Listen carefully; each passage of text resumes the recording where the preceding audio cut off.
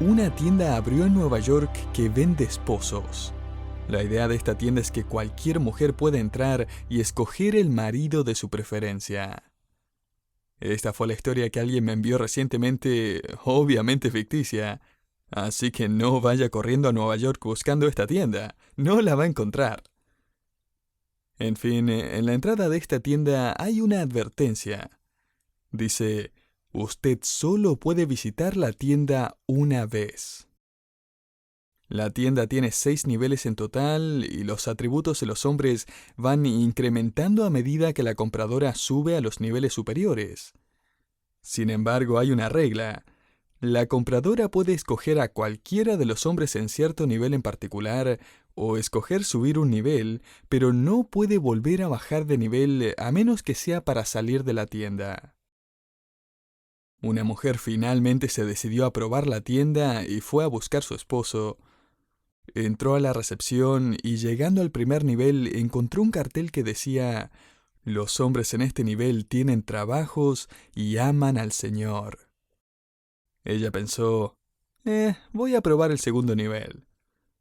Las puertas del ascensor se abrieron y en medio del pasillo había un cartel que decía: estos esposos potenciales tienen trabajos, aman al Señor y son muy buenos con los niños.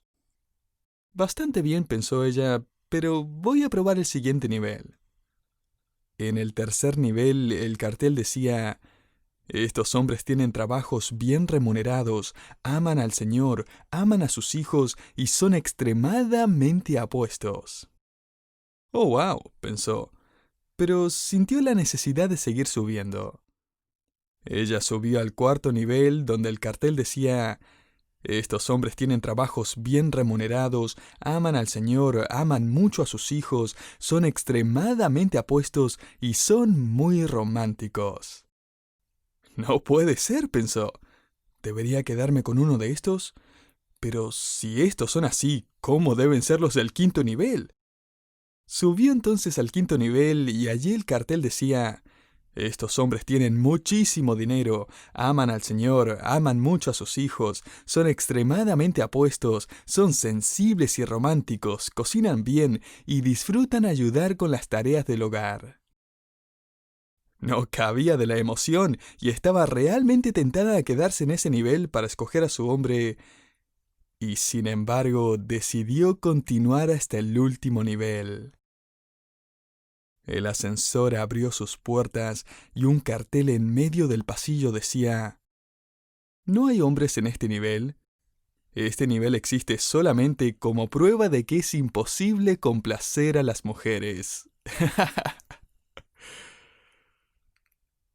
Pero hablando en serio, ¿qué pasaría si usted pudiera saber todos los atributos de sus potenciales maridos aún antes de tomar una decisión? Si usted pudiera salir a buscar la mejor oferta, por así decirlo. ¿Qué pasaría si de hecho supiera qué le pasaría en un futuro cercano? ¿Haría eso más fácil su elección? ¿La cambiaría? La verdad es que no hay manera de evitar los desafíos de la vida. La vida es realmente más difícil y peligrosa de lo que aún esperamos. Mientras estudiaba, me encontré con un estudio reciente. Decía que lo más probable es que usted haya sido expuesto a algo muy peligroso, y probablemente ni se ha dado cuenta. Más de 1 millón de jóvenes son afectados por una gran variedad de enfermedades culpa de ello, incluyendo infecciones respiratorias, asma e infecciones al oído medio. Algunos niños incluso experimentan pérdida permanente de audición por culpa de ello. En los adultos es responsable de causar cáncer y enfermedades al corazón. De hecho, 50.000 muertes ocurren al año por culpa de ello. Y lo que es especialmente inquietante es el hecho de que las víctimas nunca hicieron nada para que les ocurriera. Ellos simplemente fueron expuestos a aquello. Esta es la razón por la que 14 estados han aprobado leyes para eliminarlo en áreas públicas. 9 estados se han asegurado de que nunca aparezca en las oficinas de trabajo y en restaurantes. Si no lo ha adivinado hasta ahora, este responsable lleva por nombre tabaquismo pasivo o humo indirecto. En los años 1980, la compañía de cigarrillos Philip Morris condujo una investigación que probaba que el respirar el humo de cigarrillo era altamente tóxico. Sin embargo, la compañía ocultó los descubrimientos durante los siguientes 20 años. Ahora la verdad es pública. El humo indirecto del cigarrillo causa 15.000 hospitalizaciones al año y es la razón de 500.000 de ataques asmáticos y 1.6 millones de visitas a la oficina del doctor cada año.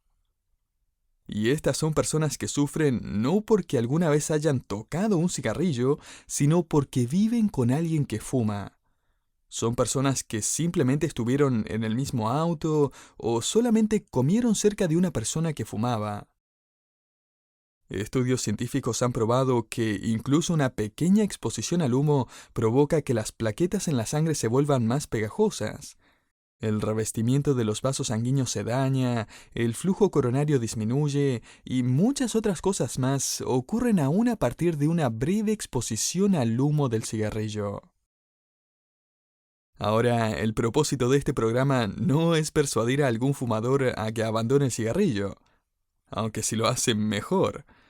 Pero resulta que encuentro fascinante que podemos llegar a preocuparnos mucho acerca de los efectos del tabaquismo pasivo, la presencia de los gérmenes, el estrés en el trabajo, las condiciones laborales y muchas otras cosas que pueden capturar nuestra atención. Y sin embargo, hay muy poca evidencia observada o esfuerzo demostrado en contra de algo que es mucho más devastador y destructivo. Algo mucho más amenazador, peligroso y debilitante que el tabaquismo indirecto. Me gustaría llamarlo sufrimiento indirecto. Millones y millones de personas son afectadas por el sufrimiento indirecto cada año. Es la causa de innumerables dificultades físicas, llena camilla tras camilla en los hospitales y las oficinas de doctores, consejeros y psicólogos cada año. Ninguna ley se ha aprobado para eliminarla, ninguna ciencia puede erradicarla, no hay medicina que pueda encargarse completamente de sus efectos. El sufrimiento indirecto es el sufrimiento que llega a las vidas de las personas que están expuestas a aquellos que están sufriendo, y en el día de hoy veremos que la Biblia ofrece la única ayuda y la única esperanza para estas personas. En nuestro último estudio vimos a Job sentado en el vertedero de la ciudad, sobre una pila de cenizas, producto de la quema de basura, y allí estaba sentado en completa agonía, rascándose con un pedazo de cerámica en un intento de aliviar su incesante picazón. Job y su esposa no tenían idea de que estos eventos serían parte de su futuro cuando se casaron, quizás 30 o 40 años atrás. Sus vidas quedaron cabeza abajo. Job ahora estaba sufriendo de una larga lista de enfermedades y dolencias que incluían úlceras y llagas, picazón intensa, incapacidad de comer, ataques de pánico, insomnio, gusanos en sus heridas abiertas, piel dura, quebradiza y supurante, dificultad para respirar, pérdida parcial de su visión, pérdida de peso, mucha fiebre y dolor en sus articulaciones, dolores constantes e incesantes. Job estaba viviendo una pesadilla. Además de todo esto, Job sabía que se convertiría en la burla y en el tema de conversación de toda la ciudad. Y es que todos llegarían a pensar que Job estaba viviendo secretamente en pecado. Y por eso es que Dios ahora estaba juzgándolo severamente. Y lo que suele pasarse por alto en todo este asunto es al único familiar que le queda a Job. Ella evidentemente ha sufrido mucho ya con la pérdida de sus hijos y sus posesiones, pero ella todavía va a seguir sufriendo más indirectamente mientras observa el sufrimiento de su esposo. Y es que si Job es la personificación del sufrimiento, ella entonces es la personificación del sufrimiento indirecto. Ambos, el sufrimiento directo y el indirecto, amenazan nuestra fe y nuestra confianza en la bondad y la soberanía de Dios. La llamaremos Señora Job. Ella aparece brevemente en el capítulo 2 de este libro después de que Job se ha ido de la casa y se encuentra en el basurero del pueblo, donde por algún tiempo él ya ha estado sufriendo de todas sus dolencias. Note Job 2:9. Entonces le dijo su mujer: ¿Aún retienes tu integridad? Maldice a Dios y muérete. En otras palabras, dale la espalda a Dios. Tira tu testimonio de fe por la ventana, que es lo único que te mantiene con vida, y deja que Dios te quite la vida. La señora Job está diciendo: es obvio que Dios te ha abandonado, así que ¿por qué no le abandonas tú también? Calvino creía que Satanás la había incitado para tentar a su marido. Agustín creía que ella era cómplice del diablo y que Satanás la había dejado con vida para tentar a su marido a que maldijera a Dios. Sinceramente, no se nos dice en la Biblia si esto es cierto, pero sin embargo, después de todo mi estudio en este pasaje, personalmente no creo que ella estaba tratando de hacer pecar a Job. Creo que ella estaba tratando de terminar con el sufrimiento de su marido. La señora Job también lo había perdido todo. Quizás también ahora andaba de vagabunda. Ella estaba sufriendo su propia situación y además estaba sufriendo de ver a su marido de esa manera. Es por eso que ella finalmente le dice: todo está perdido, Job. Estamos totalmente arruinados. ¿No hay vuelta atrás? Dios nos ha abandonado. Vamos, Job, no puedo quedarme acá viendo cómo sufres. Renuncia a Dios y libérate de toda tu miseria. No podemos defender las palabras que la señora Job le dice a su esposo, pero sí podemos entender su situación. Ya que he estado estudiando este texto por un buen tiempo ya, he hecho varias observaciones acerca del sufrimiento indirecto o el sufrimiento en general. Permítame darle brevemente 4 de estas observaciones. Estas son lecciones que podemos aprender a partir del sufrimiento indirecto. Número 1. El sufrimiento indirecto puede ser tan doloroso como el sufrimiento directo. Y aunque es distinto al sufrimiento directo, el sufrimiento indirecto puede ser igualmente fuerte y agudo. El problema es que el sufrimiento indirecto a veces es imposible de expresar. Mientras que alguien que sufre físicamente puede decir: me duele el cuerpo, el que le mira incapaz de ayudar o aliviar el dolor también sufre, solo que de manera diferente y quizás aún más profunda. 2. Aquel que sufre indirectamente puede alcanzar puntos de desesperanza más rápidamente que aquellos que están sufriendo directamente. La señora Job es prueba de esto. Ella ya había decidido que Dios no es digno de adoración o sumisión. Ella ya había decidido que la vida no vale la pena vivirla y ella ahora estaba aconsejándole a su esposo a que decida lo mismo. Ella ya ha alcanzado el punto de la desesperanza. ¿Y por qué no? La señora Job también perdió a sus 10 hijos. Ella ha perdido a su esposo y su propia vitalidad. Su honor se había esfumado y, según lo que podía ver, su esperanza también. En el texto hebreo, los verbos maldice y muérete son imperativos. Ella da su consejo con urgencia, sin duda también entre lágrimas y sollozos. Me la imagino en el suelo junto a él, diciéndole: Job, solo ríndete. Sin embargo, Job no está de acuerdo.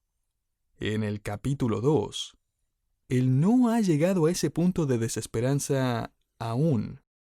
Él llegará a ese punto de quiebre en el capítulo 3 y va a maldecir el día en que nació. El sufrimiento indirecto puede llegar a ser más tóxico para su propia fe que el sufrimiento directo y las pruebas.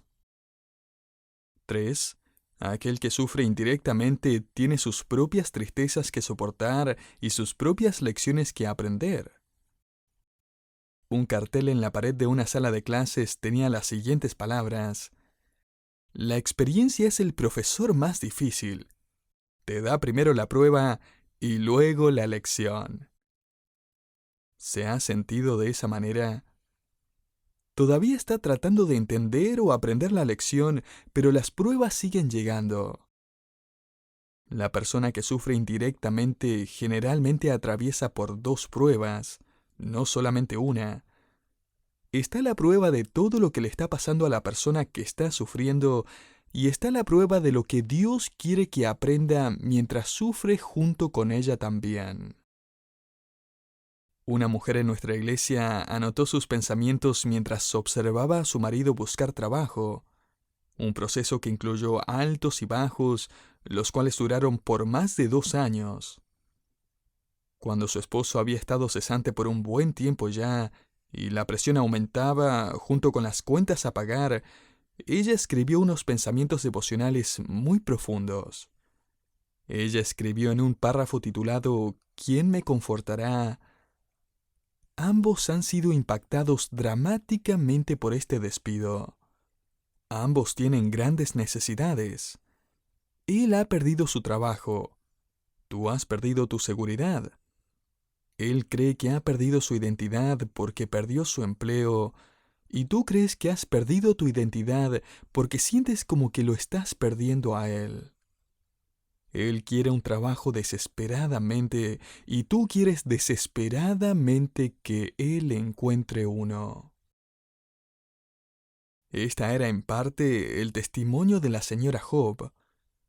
Ella ha dependido en Job para todo, en lo financiero, para su estatus social, para su reputación moral en la comunidad. Pero ahora, en cuestión de segundos, ella también lo ha perdido todo.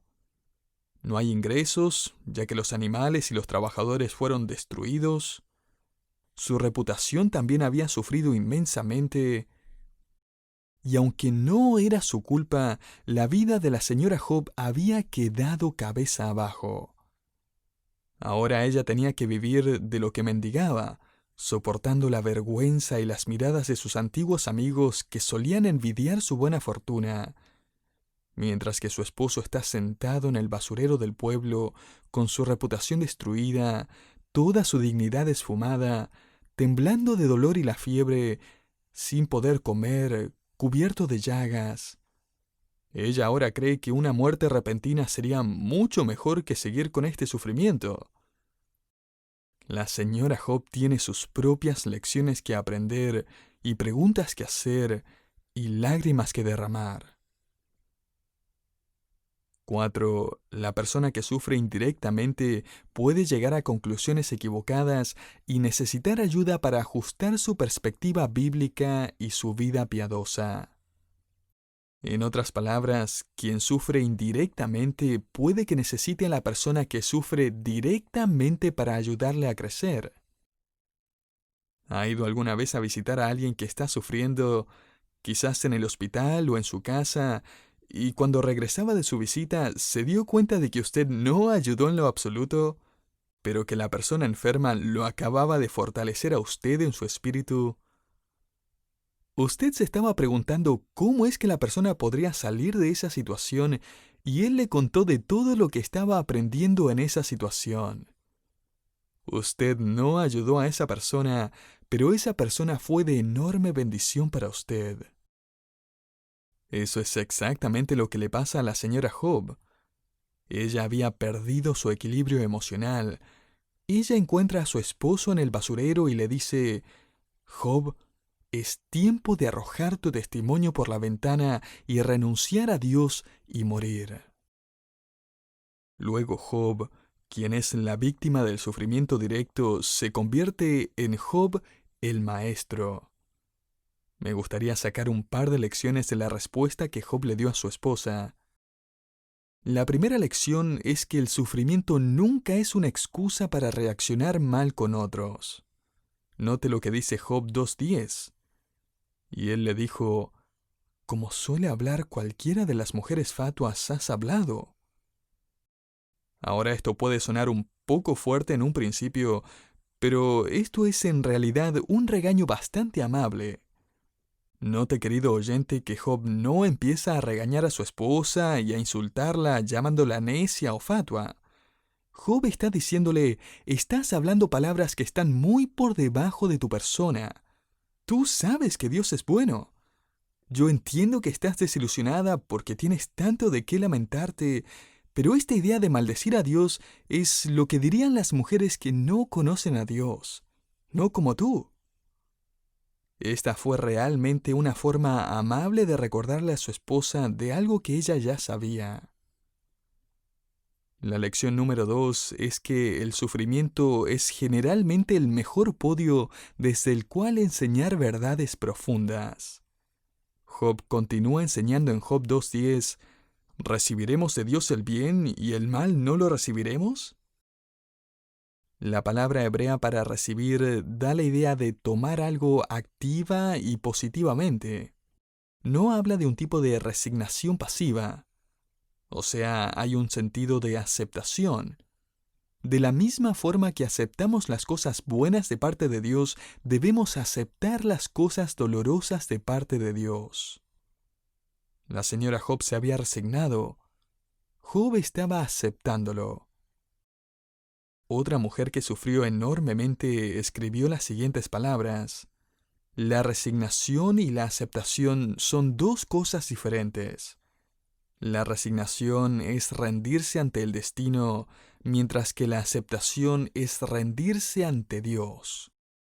La resignación se recuesta silenciosamente en un universo vacío, mientras que la aceptación se levanta para encontrarse con el Dios que llena el universo con propósito y destino. La resignación dice, no puedo, mientras que la aceptación dice, yo puedo. La resignación dice, todo ha terminado para mí. La aceptación pregunta, ahora que estoy aquí, Señor, ¿qué es lo que sigue? La resignación dice, ¡qué desperdicio! La aceptación pregunta, Señor, ¿en qué forma puedes redimir todo este desastre? Eso escribió Elizabeth Elliot, la esposa de un misionero que fue asesinado por los miembros de una tribu en el Amazonas. Una mujer que volvió a aquella aldea junto a otros misioneros y tradujeron la Biblia y vieron a casi toda la tribu poner su fe en Jesucristo. ¡Qué gran testimonio de aceptación! Tercera lección: el sufrimiento es la prueba de nuestra satisfacción con la voluntad de Dios. El profeta Habacuc lo puso de esta forma cuando escribió, aunque la higuera no florezca ni en las vides hayan frutos, aunque falte el producto del olivo y los labrados no den mantenimiento, y las ovejas sean quitadas de la majada y no hayan vacas en los corrales, con todo yo me alegraré en Jehová y me gozaré en el Dios de mi salvación. Habacuc 3, del 17 al 18.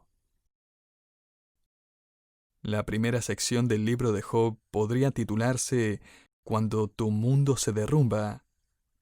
Ciertamente la vida de Job parecía haberse derrumbado. Su familia, su fortuna, sus sueños, su comodidad, sus planes se desvanecieron de la noche a la mañana. En esta última escena de la primera parte del libro están Job y su esposa, quizás acurrucados sobre el suelo. Quizás ella está sentada a su lado.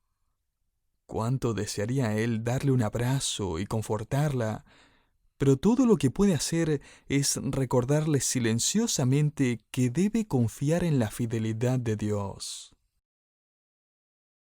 Permítame concluir esta primera sección con un versículo de 1 Pedro en donde el apóstol escribió, de modo que los que padecen según la voluntad de Dios encomienden sus almas al fiel Creador y hagan el bien. 1 Pedro 4:19. Quizás usted también está sufriendo según la voluntad de Dios. Quizás usted está experimentando el sufrimiento indirecto. O quizás usted está sufriendo directamente. ¿Qué dice el apóstol Pedro que debemos hacer? encomiende su alma al fiel Creador. ¡Qué gran consejo! La palabra griega para encomendar es un término bancario que significa depositar. Lleva la idea de depositar un tesoro en manos seguras y confiables. Cuando usted deposita dinero en su banco, hay un límite de dinero que le pueden asegurar. Y sin embargo, nuestro Dios creador no tiene un límite. Dios nunca le va a decir al que sufre: lo siento, eso es más de lo que puedo manejar. Ese es el límite. No puedo asegurarte nada más. No. Pedro dice: cuando sufre, usted puede descansar seguro que su alma y cada detalle de su vida está en las poderosas manos de su Creador. Dios es fiel, Dios es poderoso. A todo esto, la misma palabra griega encomendar que Pedro usó en este versículo, la usó el Señor Jesucristo años atrás mientras colgaba en la cruz y dijo esas últimas palabras: Padre, en tus manos encomiendo mi espíritu. Lucas 23:46. Si en la hora de su mayor sufrimiento Jesús pudo encomendar su vida en las manos y la voluntad de su Padre, nosotros deberíamos hacerlo también. Y cuando lo hacemos, nos convertimos un poco más como el Señor y la señora Job, e incluso un poco más como nuestro Señor y Salvador Jesucristo.